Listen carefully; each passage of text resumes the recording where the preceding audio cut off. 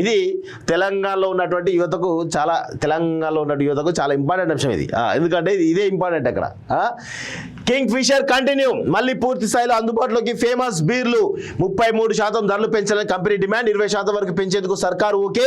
ఇతర రాష్ట్రాల మద్యం ధరలు పరిగణలోకి వినియోగదారులపై ఎక్కువ భారం పడకుండా నిర్ణయం తీసుకున్న సర్కారు. కమిటీ నివేదిక వచ్చాక తుదినేమంటూ చూస్తా ఉన్నాం.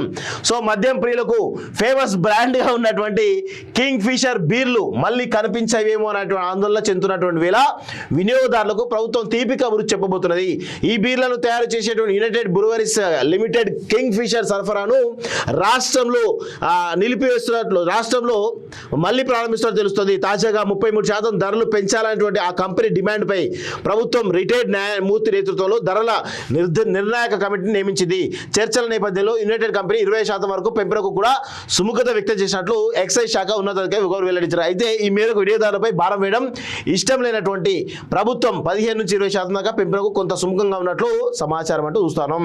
సో 15 నుంచి 20% ధరలు పెరిగిన తర్వాత మళ్ళీ కింగ్ ఫిషర్ తమ యొక్క ప్రొడక్షన్ స్టార్ట్ చేసే అవకాశం ఉంటుంది. కాబట్టి ఇక మద్యం ప్రియులు, ముఖ్యంగా కింగ్ ఫిషర్ ప్రియులు ఎవరైతే ఉన్నారో వాళ్ళకి ఇది ఒక గుడ్ న్యూస్గా మనం చెప్పొచ్చు.